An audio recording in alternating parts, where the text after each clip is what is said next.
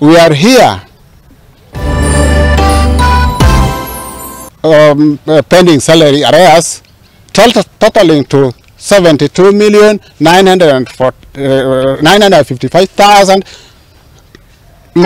Up to this moment, we have not been paid, and this amount includes court award of 10 employees of former local authority workers.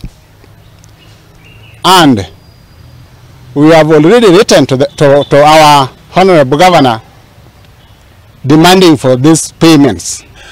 I was dismissed from employment 2003, but then reinstated 2010 when we won industrial petition. The industrial court awarded us 18 million. By then we were still under town council.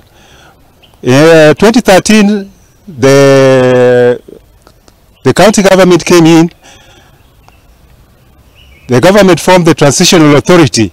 Through that transitional authority, they approved our industrial court award.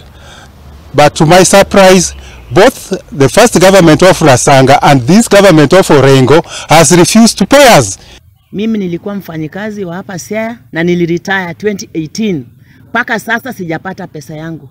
Wakati ule gavana mwingine alikuwa anatulipa.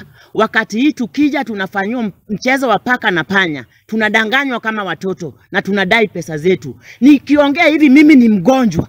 Hakuna vile naweza kwenda hospitalini. Tuna watoto kwa nyumba wanaenda shuleni. Pesa zetu iko hapa. Tunadai watulipe pesa yetu. Wasipotulipa tumewapatia siku 5. Tutakuja na watoto na kila kitu. Tunataka pesa yetu. Mimi nimetoka Yala.